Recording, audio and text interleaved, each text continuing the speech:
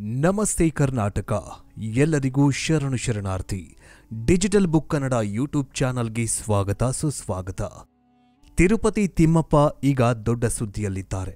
ಮೊದಲೆಲ್ಲ ಶ್ರೀಮಂತ ದೇಗುಲ ತಿಮ್ಮಪ್ಪನ ಲಡ್ಡು ತುಂಬಾ ಫೇಮಸ್ ಅನ್ನೋ ಹಾಗೆ ಎಲ್ಲ ಕಡೆ ಸುದ್ದಿ ವೈರಲ್ ಆಗ್ತಾ ಇತ್ತು. ತಿಮ್ಮಪ್ಪನ ಪ್ರಸಾದ ಅಂತ ನಾವೇನು ಕಣ್ಣಿಗೆ ಒತ್ಕೊಂಡು ತಿಂತಾ ಇದ್ವೋ ಅದೇ ಪ್ರಸಾದ ಈಗ ಅಪವಿತ್ರವಾಗಿದೆ. ಈ ಅಪವಿತ್ರತೆಯನ್ನ ಕಂಡ ತಿರುಪತಿ ತಿಮ್ಮಪ್ಪ ಈಗ ಮನುಷ್ಯನ ಮೇಲೆ ಅಂದ್ರೆ ಮಾನವನಿಗೆ ತೊಂದರೆ ಕೊಡಲು ತಿಮ್ಮಪ್ಪ ಹೊರಟನ ಅನ್ನುವಂತಹ ಪ್ರಶ್ನೆ ಮೂಡ್ತಾಗಿದೆ. ಯಾಕಂತಂದ್ರೆ ಕಲಿಯುಗ ಅಂತ್ಯದ ಕಾಲ ಬಂದ ಹಾಗೆ ದೇವರುಗಳು ಕೂಡ ದೊಡ್ಡ ಸುದ್ದಿಯಲ್ಲಿರ್ತಾರೆ. ಜೊತೆಗೆ ದೇವರುಗಳಿಂದಲೇ ಇಡೀ ಕಲಿಗಾಲ ಸರ್ವನಾಶವಾಗತ್ತೆ. ದೇವರ ಶಾಪಕ್ಕೆ ನಾವೆಲ್ಲರೂ ತುತ್ತಾಗ್ತೀವಿ ಎನ್ನುವಂತಹದ್ದು ಮೊದಲೇ ಕಾಲಜ್ಞಾನದಲ್ಲಿ ಬರೆದಿಡಲಾಗಿದೆ. ಹಾಗಾದ್ರೆ ತಿಮ್ಮಪ್ಪನ ವಿಗ್ರಹ ಬೆವಿತಾ ಇರೋದಾದ್ರೂ ಯಾಕೆ? ತಿಮ್ಮಪ್ಪನ ವಿಗ್ರಹದ ಹಿಂದೆ ನೈಜ ಕೂದಲು ಇರೋದ್ಯಾಕೆ? ತಿಮ್ಮಪ್ಪನ ವಿಗ್ರಹದಲ್ಲಿ ಭಾರೀ ಬದಲಾವಣೆಗಳಾಗ್ತಾ ಇರೋದಾದ್ರೂ ಯಾಕೆ? ಇದೆಲ್ಲವೂ ಲಡ್ಡು ಮಹಿಮೆನ ಅಥವಾ ಲಡ್ಡು ವಿವಾದದಿಂದಾಗಿ ತಿಮ್ಮಪ್ಪನ ಮೂರ್ತಿಯಲ್ಲಿ ಬದಲಾವಣೆಗಳು ಕಾಣ್ತಾಗಿದ್ದಾವ ಅನ್ನುವಂತಹ ಪ್ರಶ್ನೆಗಳು ಮೂಡೋದು ಸಹಜ. ಬನ್ನಿ, ಈ ಎಲ್ಲ ಪ್ರಶ್ನೆಗಳಿಗೆ ಈ ವಿಡಿಯೋದಲ್ಲಿ ಸಂಪೂರ್ಣವಾಗಿ ಮಾಹಿತಿಯನ್ನ ಕೊಡ್ತೀವಿ. ಜೊತೆಗೆ ನೀವೇನಾದ್ರೂ ತಿಮ್ಮಪ್ಪನ ಭಕ್ತರಾಗಿದ್ರೆ ಗೋವಿಂದ ತಿಮ್ಮಪ್ಪ ಅಂತ ಕಮೆಂಟ್ ಮಾಡಿ. ಜೊತೆಗೆ ನೀವೇನಾದ್ರೂ ತಿರುಪತಿ ಬೆಟ್ಟಕ್ಕೆ ಹೋಗಿದ್ರೆ ಹೇಗಿತ್ತು ಅಲ್ಲಿನ ವಾತಾವರಣ ಅನ್ನೋದನ್ನು ಕೂಡ ಕಮೆಂಟ್ ಮೂಲಕ ತಿಳಿಸಿ. ಬನ್ನಿ ವಿಡಿಯೋವನ್ನ ಶುರು ಮಾಡೋಣ. ಆಂಧ್ರಪ್ರದೇಶದ ತಿರುಪತಿ ಪಟ್ಟಣದ ಬಳಿಯಿರುವ ತಿರುಮಲ ಬೆಟ್ಟದಲ್ಲಿ ತಿಮ್ಮಪ್ಪ ಅಂದ್ರೆ ಶ್ರೀ ವೆಂಕಟೇಶ್ವರ ಸ್ವಾಮಿ ನೆಲೆಸಿದ್ದಾನೆ. ಈ ತಿಮ್ಮಪ್ಪನ ದೇವಸ್ಥಾನ ಜಗತ್ತಿನಲ್ಲಿಯೇ ಅತ್ಯಂತ ಅದ್ಭುತ, ಶ್ರೀಮಂತ ಮತ್ತು ನಿಗೂಢ ದೇವಾಲಯಗಳಲ್ಲಿ ಒಂದಾಗಿದೆ. ತಿರುಪತಿ ತಿಮ್ಮಪ್ಪನ ಕುರಿತಾದ ಮಾಹಿತಿ ಅನಂತವಾದದ್ದು. ಚಿಕ್ಕ ಪ್ರಯತ್ನವಾಗಿ ಇಲ್ಲಿ ಒಂದಿಷ್ಟು ಮಾಹಿತಿಯನ್ನ ನಿಮ್ಮ ಮುಂದೆ ಹಂಚಿಕೊಳ್ಳುತ್ತಾಗಿದ್ದೀವಿ. ತಿರುಪತಿ ವೆಂಕಟೇಶ್ವರ ಸ್ವಾಮಿಯ ಕಣ್ಣಿನ ರಹಸ್ಯ. ಧಾರ್ಮಿಕ ನಂಬಿಕೆಯ ಪ್ರಕಾರ ತಿರುಪತಿ ತಿಮ್ಮಪ್ಪ ತಿರುಮಲ ಬೆಟ್ಟದಲ್ಲಿ ನೆಲೆಸಿದ್ದಾನೆ. ವೆಂಕಟೇಶ್ವರ ಸ್ವಾಮಿ ತನ್ನ ಪ್ರಕಾಶಮಾನವಾದ ಮತ್ತು ಶಕ್ತಿಯುತವಾಗಿರುವಂತಹ ಕಣ್ಣುಗಳಿಗೆ ಹೆಸರುವಾಸಿಯಾಗಿದ್ದಾನೆ. ಭಗವಂತ ವೆಂಕಟೇಶ್ವರನ ದೃಷ್ಟಿಯಲ್ಲಿ ವಿಶ್ವಶಕ್ತಿ ತುಂಬಿದೆ. ಭಕ್ತರು ನೇರವಾಗಿ ಇವರ ಕಣ್ಣುಗಳನ್ನು ನೋಡಲು ಸಾಧ್ಯವಿಲ್ಲ ಅಂತ ಹೇಳಲಾಗುತ್ತೆ. ಆದ್ದರಿಂದ ವೆಂಕಟೇಶ್ವರನ ಕಣ್ಣುಗಳು ಬಿಳಿ ಮುಖವಾಡದಿಂದ ಮುಚ್ಚಲ್ಪಟ್ಟಿವೆ.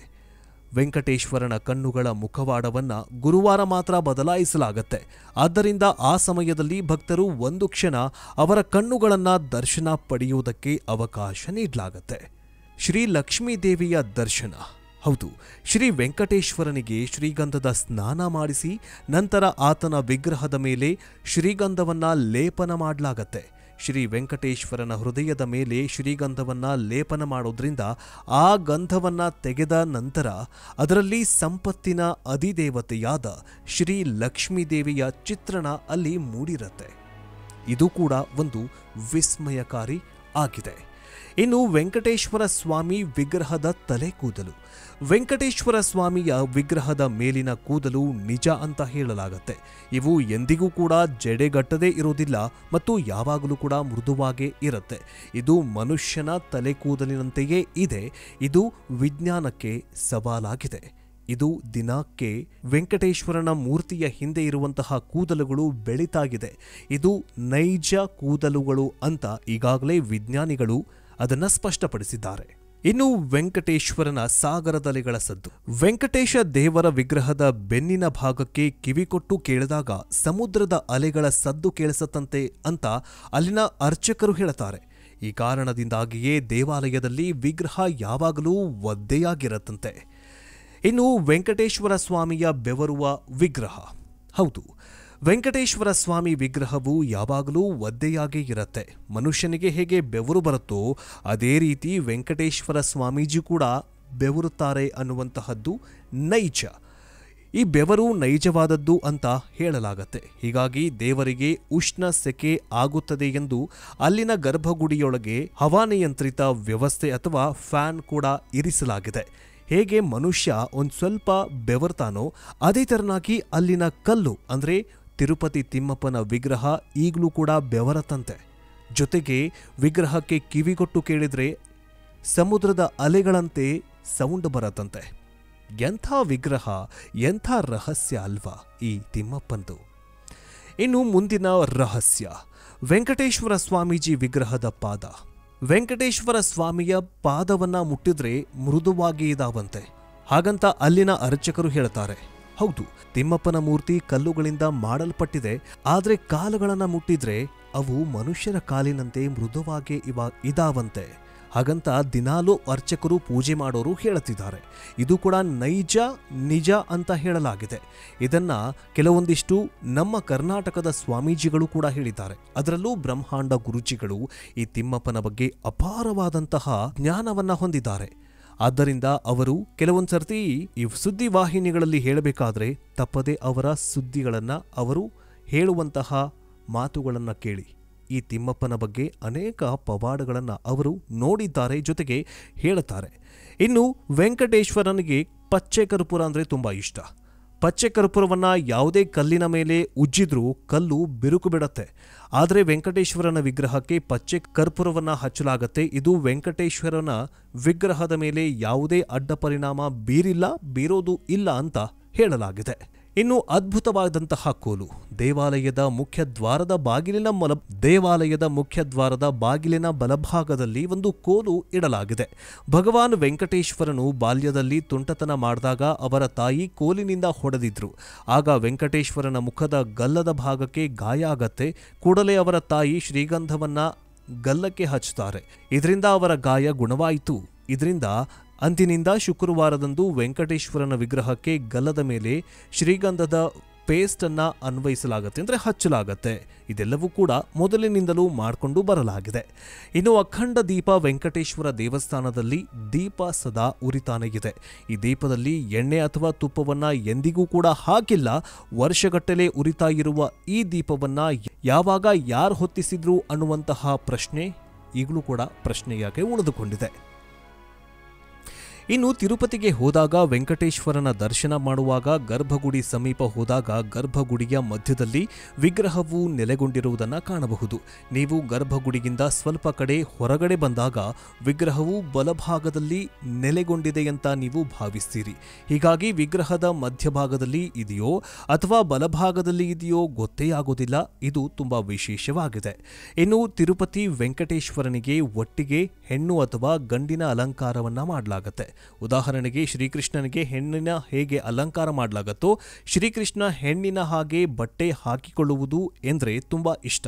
ಹೀಗಾಗಿ ಉಡುಪಿ ಕ್ಷೇತ್ರ ಹಾಗೂ ಬೇರೆ ಬೇರೆ ಕೃಷ್ಣ ದೇವಾಲಯದಲ್ಲಿ ಶ್ರೀಕೃಷ್ಣನಿಗೆ ಹೆಣ್ಣಿನ ಹಾಗೆ ಅಲಂಕಾರ ಮಾಡಲಾಗತ್ತೆ. ಅದೇ ರೀತಿ ತಿರುಪತಿ ವೆಂಕಟೇಶ್ವರನಿಗೂ ಕೂಡ ಹೆಣ್ಣಿನ ಹಾಗೆ ಅಲಂಕಾರವನ್ನ ಮಾಡಲಾಗತ್ತೆ. ವೆಂಕಟೇಶ್ವರ ವಿಗ್ರಹಕ್ಕೆ ಕೆಳಗೆ ಧೋತಿ ಹಾಕಲಾಗತ್ತೆ, ಮೇಲೆ ಸೀರೆಯನ್ನ ಉಡಿಸಲಾಗತ್ತೆ. ಲಕ್ಷ್ಮೀದೇವಿ ವಿಷ್ಣುವಿನ ಎದೆಯಲ್ಲಿ ಇರೋದ್ರಿಂದ ಲಕ್ಷ್ಮೀದೇವಿ ವಿಷ್ಣುವಿನ ಎದೆಯಲ್ಲಿ ಇರೋ ಹಾಗೆ ಮಾಡಲಾಗತ್ತೆ. ಮತ್ತೊಂದು ಕಾರಣ ಏನಂತಂದ್ರೆ ಗಂಡು ಹೆಣ್ಣು ಮದುವೆಯಾದ ಮೇಲೆ ಪತಿ ಪತ್ನಿ ಇಬ್ಬರು ಬೇರೆ ಬೇರೆಯಲ್ಲ, ದಂಪತಿಗಳು ಒಬ್ಬರೇ ಅನ್ನುವಂತಹ ಉದಾಹರಣೆ ಅಥವಾ ನಾರಿ ಶಕ್ತಿಯ ಪ್ರತೀಕವನ್ನ ಈ ಒಂದು ವೆಂಕಟೇಶ್ವರ ಮೂರ್ತಿ ಹೇಳುತ್ತೆ. ಇನ್ನು ರಾತ್ರಿ ದರ್ಶನದ ಸಮಯದಲ್ಲಿ ದೇವಾಲಯದ ಪ್ರಾಂಗಣದಲ್ಲಿ ತೆರೆದ ಆಕಾಶದ ಅದ್ಭುತ ನೋಟವನ್ನು ನೀವು ನೋಡಬಹುದು. ಇದಲ್ಲದೆ ಬೆಟ್ಟದ ಹಾದಿಯಲ್ಲಿ ದೇವಾಲಯದ ಕಡೆಗೆ ಹೋಗುವಾಗ ಪ್ರಕೃತಿಯ ಸಂಗೀತವನ್ನ ಆನಂದಿಸಬಹುದು. ತಿರುಮಲದಲ್ಲಿ ಒಂದು ಬಂಗಾರದ ಬಾವಿ ಇದೆ ಎನ್ನುವುದು ನಿಮಗೆ ಗೊತ್ತಿದೆಯಾ? ತಿರುಮಲದಲ್ಲಿನ ಈ ಬಾವಿಯ ನೀರನ್ನ ವಿಶೇಷವಾಗಿ ಸ್ವಾಮಿಯ ನೈವೇದ್ಯಕ್ಕೆ ಅಂತಾನೆ ಬಳಸಲಾಗತ್ತಂತೆ. ಒಮ್ಮೆ ಶ್ರೀದೇವಿ ಹಾಗೂ ಭೂದೇವಿ ಜೊತೆ ಸ್ವಾಮಿಯು ವೈಕುಂಠದಿಂದ ಭೂಮಿಯಲ್ಲಿ ಸಂಚರಿಸ್ತಾ ಇದ್ದ ಸಮಯದಲ್ಲಿ ಸ್ವಾಮಿಯ ಅಡುಗೆಗಾಗಿ ಶ್ರೀದೇವಿ ಹಾಗೂ ಭೂದೇವಿ 2 ತೀರ್ಥವನ್ನ ನಿರ್ಮಾಣ ಮಾಡ್ತಾರೆ. ಶ್ರೀದೇವಿಯ ತೀರ್ಥವನ್ನ ಶ್ರೀ ತೀರ್ಥ ಅಂತಲೂ ಭೂದೇವಿಯ ತೀರ್ಥವನ್ನು ಭೂತೀರ್ಥ ಅಂತ ಕರೆಯಲಾಗುತ್ತೆ.